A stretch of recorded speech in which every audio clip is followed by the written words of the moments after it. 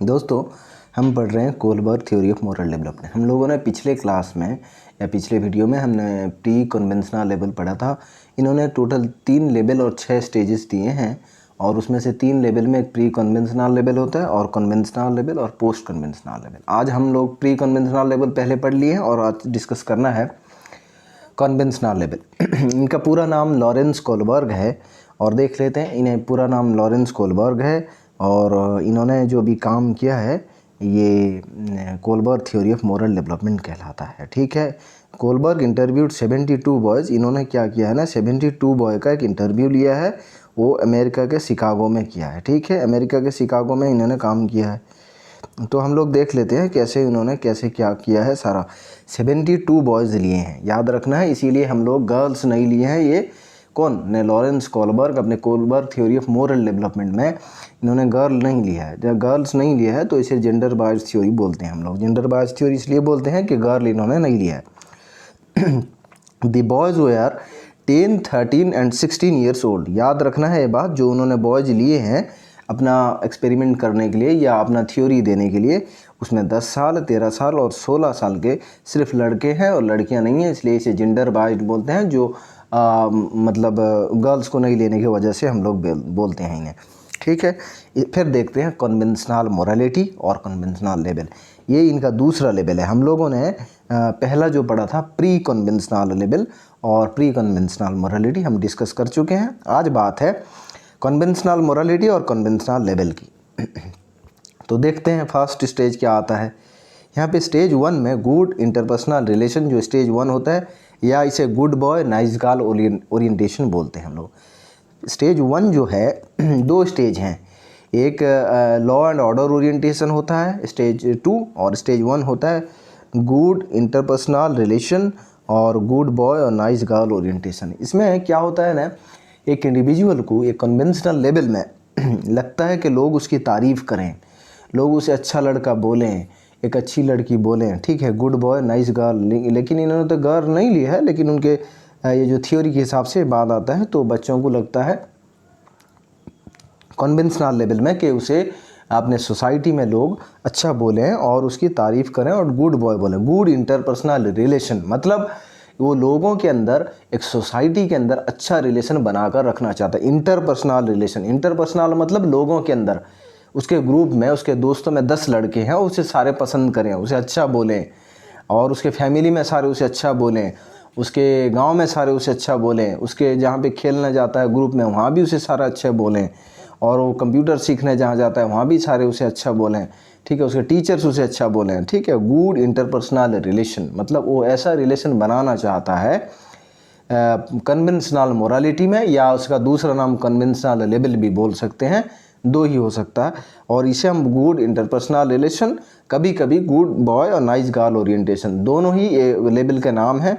ये दोनों ही हो सकते हैं, गुड इंटरपर्सनल रिलेशन या good boy nice girl orientation, दोनों ही बोला जाता है। दोनों का ही सेम मतलब है।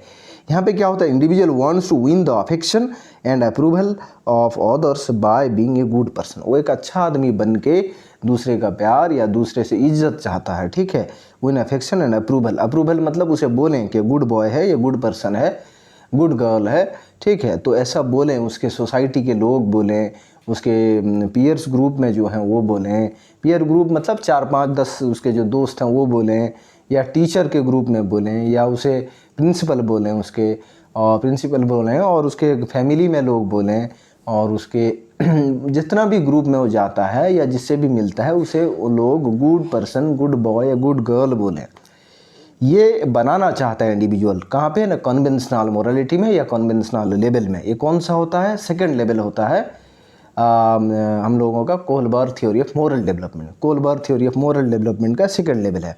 ठीक है, फिर देख लेते हैं हम लोग स्टेज 2 आता है मेंटेनिंग द सोशल ऑर्डर और लॉ एंड ऑर्डर ओरिएंटेशन। इसका भी 2 ही नाम, एक नाम हो गया हम लोगों का मेंटेनिंग द सोशल ऑर्डर, दूसरा नाम है लॉ एंड ऑर्डर ओरिएंटेशन। जैसे कि यहाँ पे एक नेम था हम लोगों का गुड इंटरपर्सनल रिलेशनशिप, एक नाम, और दूसरा नाम था गुड बॉय और नाइस गर्ल ओरिएंटेशन। ठीक है, 2 नाम होते हैं। कभी कभी दोनों नाम से क्वेश्चन आ जाता है, दोनों नाम से, इससे भी कभी आता है, तो हम आपको दोनों ही नाम अच्छा याद रखना ही बेहतर होता है एग्जाम में। जो भी CDB से क्वेश्चन आता है, child development and pedagogy section से।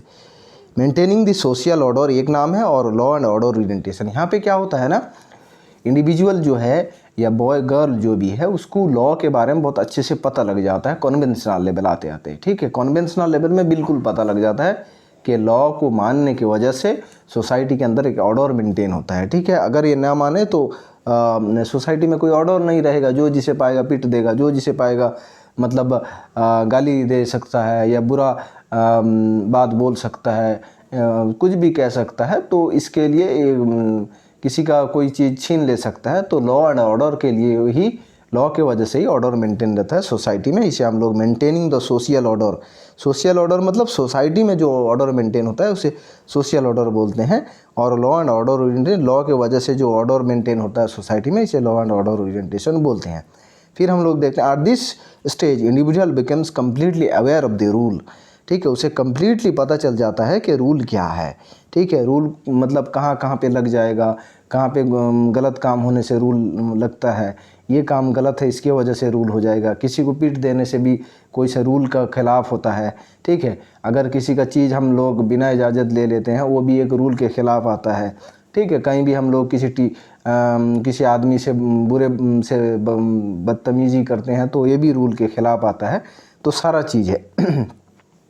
At this stage individual becomes completely aware of the rule, ठीक है। बिल्कुल अवेयर हो जाता है कन्वेंशनल लेवल में रूल के बारे में, रूल कैसे क्या मानना पड़ता है एक इंडिविजुअल को, रूल के बारे में उसको बिल्कुल मालूम हो जाता है। इसीलिए हम लोग इसका नाम देते हैं maintaining the social order, society में ऑर्डर मेंटेन या लॉ एंड ऑर्डर ओरिएंटेशन, ठीक है। अभी फिर हम लोग देखते हैं लास्ट वाला जो पॉइंट है सेकंड स्टेज का, that's why individual believes that rules and law maintain social order. हम लोग कन्वेंशनल लेवल का बात बोल रहे हैं, स्टेज 2 है जहाँ पे ऑर्डर का बात, लॉ एंड ऑर्डर का बात हो रहा है।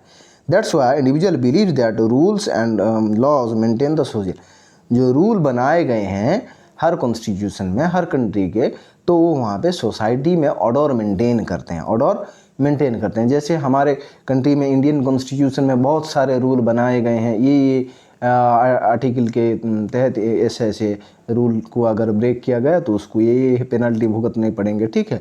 तो एक रूल है, ठीक है। Rules and laws maintain social order, ठीक है। ये मेंटेन करता है एक सोशल ऑर्डर को। सोशल ऑर्डर मतलब हमारे सोसाइटी में एक ऑर्डर मेंटेन होता है, जैसे कि कोई किसी का सामान छीन नहीं सकता, चोरी नहीं कर सकता, किसी से लूट नहीं सकता, किसी को का मतलब किसी से मतलब बुरे ज़बान से पेश नहीं आ सकता, कहीं पे उसे बुरा भला नहीं कह सकता। तो ऐसे जितने भी लॉज हैं, किसी का पैसा कोई मतलब नहीं ज़बरदस्ती नहीं ले सकता। तो जितने भी लॉ हैं, एक लॉ रूल के वजह से हमारा सोसाइटी मेंटेन होता है।